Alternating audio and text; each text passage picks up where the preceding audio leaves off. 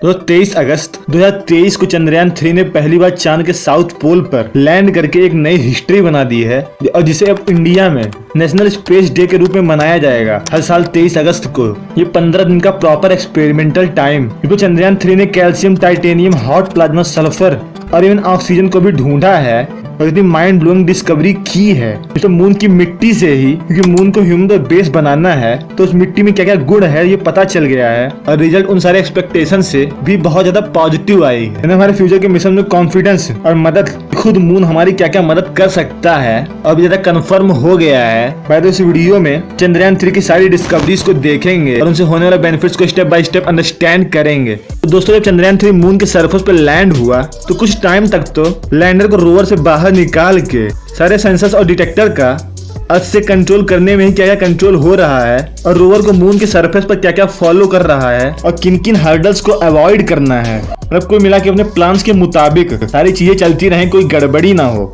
और proper control बना रहे, इस तरह की प्रिपरेशन चल रही थी। फिर instruments of the lunar seismic activity यानी इल्सा के मून पर भूकंप यानी मून क्वेक्स डिटेक्ट किया है। ये इल्सा भूकंप नापने का एक एक्सट्रीम इलेक्ट्रिकल इंस्ट्रूमेंट है जो कि पेपर पर नहीं बल्कि ऑनलाइन ज्यादा एक्यूरेटली मून क्वेक्स को डिटेक्ट कर सकता है। अब ये मून क्वेक्स जैसे कि इल्सा ने डिटेक्ट किया, ये दर्शाता है कि चांद के अंदर भी एक्टिविटी हो रही है, तो उसे मून को क्या अफेक्ट पड़ने वाला है, मून के कोर में क्या क्या मटेरियल है और मून का जन्म ही कैसे हुआ, मून वाकई में अर्थ से अलग हुआ था या कोई बाहरी उपग्रह है और क्या मून खुद भी जियोलॉजिकली एक्टिव है।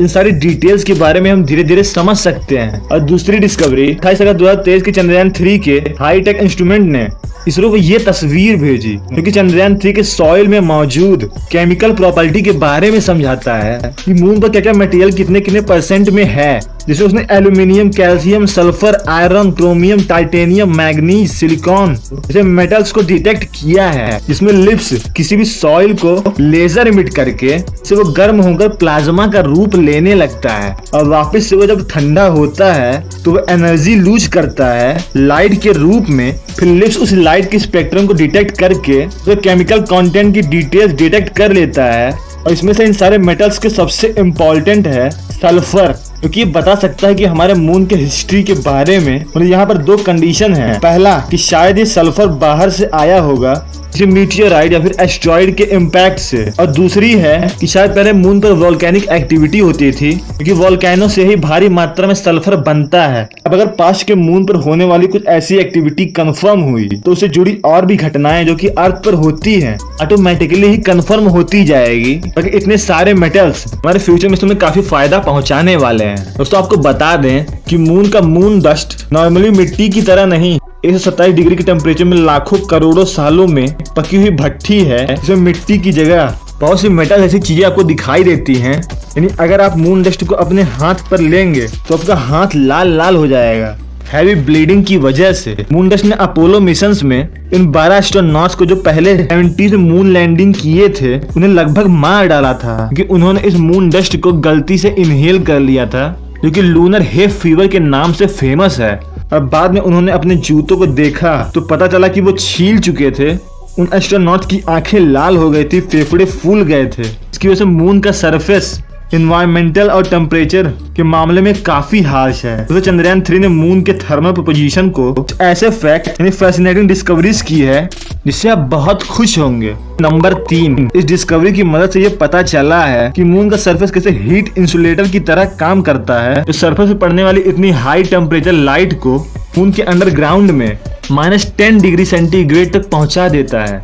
बेसिकली चेस्ट यानी चंद्र सरफेस थर्मोफिजिकल एक्सपेरिमेंट ने मून के सरफेस का ओवरऑल टेम्परेचर डिटेक्ट किया। चेस्ट के अंदर 10 ऐसी बेहतरीन इंस्ट्रूमेंट्स हैं, सेंसर्स छोटे छोटे वाइब्रेशंस को रीड करने का काम करते हैं। और चेस्ट में एक ऐसा रॉड है मून के सरफेस में पेनेट्रेट करके 10 सेंटीमीटर तक जाता है। और फिर सेंसर्स ने अपना कमाल दिखाया और ये ग्राफ मिला। यहाँ पे आपको साफ दिख रहा होगा कि टेम्परेचर बहुत ही तेजी से नीचे जा रहा है, यानी जहाँ पर सरफेस है, जहाँ सन का डायरेक्ट एक्सपोजर होता है, उसके 10 सेंटीमीटर में ही 10 सेंटीमीटर का सरफेस पूरी की पूरी हीट को रजिस्ट करके -10 डिग्री सेंटीग्रेड तक टेम्परेचर पहुंचा दे रहा है, क्योंकि माइंड ब्लोइंग है। बट आप ये भी सोच रहे होंगे कि भाई ऐसा क्या है मून सॉइल में, क्योंकि इतने एक्सट्रीम टेम्परेचर को इतनी कम दूरी में -10 डिग्री सेंटीग्रेड तक पहुंचा पा रहा है। जैसे कि मैंने पहले मून डस्ट के मेटल कंटेंट के बारे में बताया था, उसमें से टाइटेनियम, सल्फर और कैल्शियम सल्फेट मून पर ड्रास्टिकली टेम्परेचर कम करते हैं। इस डिस्कवरी से दो बड़े फायदे हुए हैं। पहला कि अगर हम फ्यूचर में मून के अंदर डिगिंग करके उसके अंदर अंडरग्राउंड बेस बनाएंगे, और क्योंकि मून का सरफेस यदि तेजी से हीट को रेजिस्ट कर देता है तो फिर ये अंडरग्राउंड बेस रेडिएशन को बेस के अंदर नहीं जाने देगा। दूसरा ऑप्शन है कि मून सरफेस पर भी बेस बनाना हो, मून डस्ट से बने ब्रिक्स काफी हीट को इंसुलेट कर सकते हैं, एक्सट्रीम रेडिएशन से बचा सकते हैं, क्योंकि काफी प्रॉमिसिंग डिस्कवरी लगती है। अगले साल से नासा मून बेस की तैयारी करने वाला है। ये डेटा काफी बेनिफिशियरी साबित हो सकती है। और नंबर 4 और लास्ट, चंद्रयान 3 के रंभा डिटेक्टर ने मून पर आयन और इलेक्ट्रॉन की एक प्लाज्मा लेयर को डिटेक्ट किया है। बेसिकली सोलर सनलाइट से मून और अर्थ जैसे सेलेस्टियल बॉडी पर डालता है तो धूल से काफी आयन और इलेक्ट्रॉन इमिट होते हैं प्लाज्मा के रूप में, क्योंकि बेसिकली एनवायरनमेंट में मौजूद करंट या एनर्जी को डिटेक्ट करता है। इससे हमें कोई भी हानि नहीं पहुंचती, बट हमारे फोन के नेटवर्क्स और कम्युनिकेशन में एक काफी नॉइज पैदा कर देता है, जिसे फिल्टर करके हमें एक्चुअल डिटेल्स को समझना पड़ता है। और जिस जगह पे नॉइज कम होगी वहां पे परेशानी हमको बहुत ही ज्यादा कम होगी, और ये ज्यादा नॉइज हमारे डेटा को इनएक्यूरेट साबित कर देता है। तो मून पर 1 क्यूबिक मीटर में 30 मिलियन आयन और इलेक्ट्रॉन मिले कि अर्थ पर 1 सेंटीमीटर में ही मिल जाते हैं। इसका मतलब है कि अर्थ से मून पर डेटा कम्युनिकेशन 100 गुना ज्यादा अच्छे तरीके से हो पाएगा, क्योंकि वहां पे एनवायरनमेंट ही सपोर्ट कर रहा है कि अर्थ पर नहीं होता है। फ्यूचर में रेडियो कम्युनिकेशन और satellite communication, all types of networks और डेटा काफी अच्छे से काम कर पाएंगे, और लेस डेंस एनवायरनमेंट की वजह से इसमें डेटा ट्रांसफर की स्पीड भी काफी बढ़ने वाली है, और बैकग्राउंड नॉइज को काफी अच्छे से कैंसिल करके नॉइस कैंसिलेशन में भी काफी बेहतरीन डेटा रिकॉर्ड कर सकते हैं। ये काफी बेहतरीन डिस्कवरी है। बट यहाँ पे आप सोच रहे होंगे कि एक चीज मिस हो गई है, वाटर का क्या हुआ। यहाँ पे इसरो ने एक और मिशन लूपेक्स जापान की जैक्सा के साथ कोलैबोरेट करके लगभग 2025-26 में करने वाला है।